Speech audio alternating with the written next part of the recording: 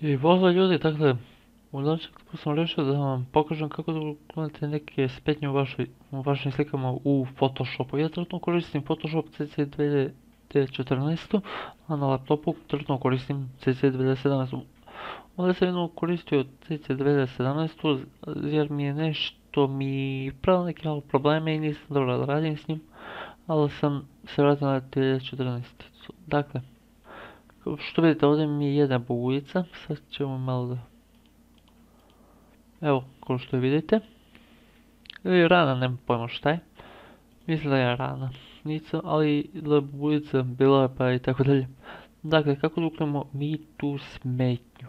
Dakle, uzmemo ovo, kako zove ovo, vidite ovo, Sponkel, ne znam kako to da izgovorim. Uzmemo ovo što liči na flaster i ovo tu. Dakle, šta radimo? Provučemo tu.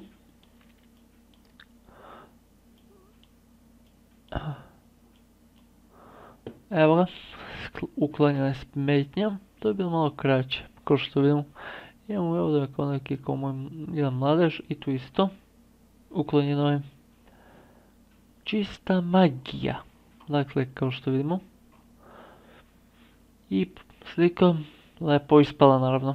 Ovdje mi je naravno brada, tu nećemo da diramo. Ovdje mi je naravno brada, nećemo da diramo, pošto ova slika je stara, ima negdje 5-6 mjeseci.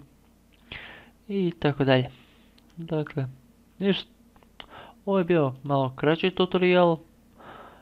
A i to bi bilo to za ovaj klip.